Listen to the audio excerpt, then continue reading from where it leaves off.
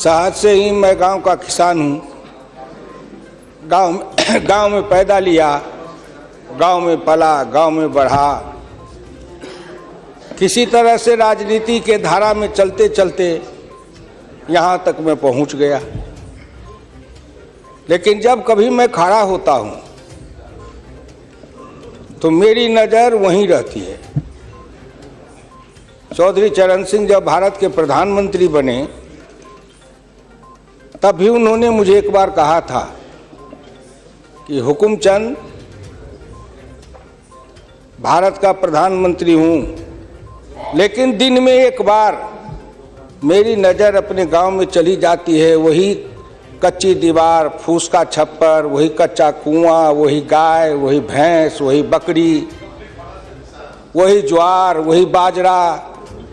तो जो जहाँ से पैदा लेके आता है, जिस संस्कार में पलता है, आप तो संस्कृत के भी विद्वान हैं अध्यक्ष जी, मनुष्य सब कुछ भूल जाएगा, लेकिन जिस संस्कार में पला है या बढ़ा है वो कभी भूल नहीं सकता है।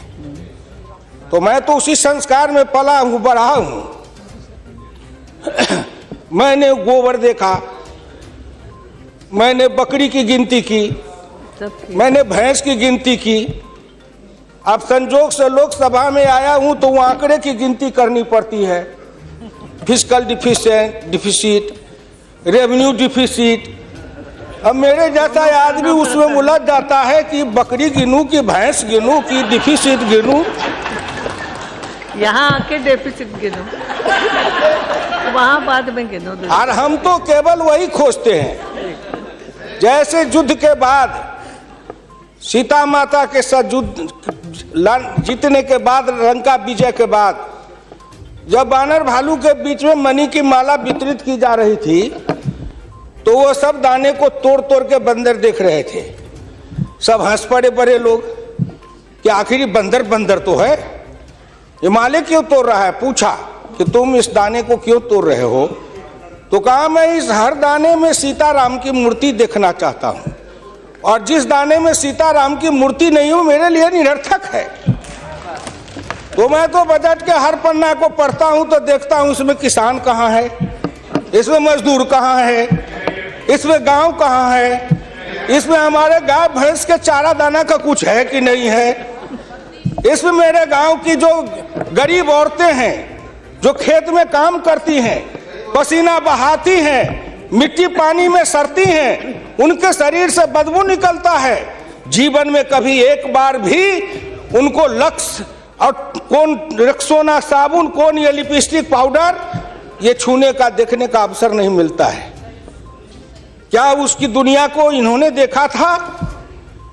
मैं उन्हीं से पूछना चाहता हूं। अब तो बड़ी बड़ी बात करते हो, आगे दिन पीछे गए, गुरु से किया न है तब पछतावा होत क्या, चिड़िया चुग गई खेत। जिस समय गांव को देखना था, किसान को देखना था, मजदूर को देखना था, गरीब को देखना था, पिछड़ा को देखना था, दलित को देखना था, गांव की सड़कों को देखना था, गलियों को देखना था, कुआं को देखना था, आपने देखा क्या? आप तो देखते रहे कहीं। ये दो हिंदुस्तान, एक हिंदुस्तान में दो हिंदुस्तान आपने बनाया। एक है भारत, एक है India, that is called Hindustan. आपने बनाया ना।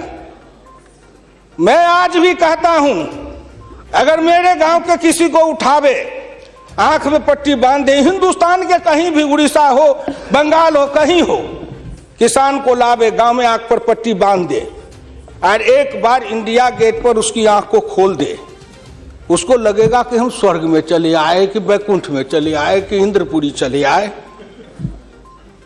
इतना का अंतर है।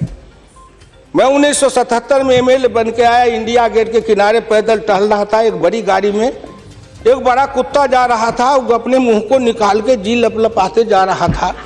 मैं गांव का आदमी खड़ा होकर सोचने लगा, कुत्ता जरूर कुछ कह रहा है। मैं एमपी था, कभी दिल्ली देखा नहीं था, मेरे अंदर से आवाज आई कि कुत्ता कह रहा है, क्या है तू गांव का किसान, गरीब, मजदूर, पिछड़ा, दलित, तू क्या जन्म लेके करने आया है?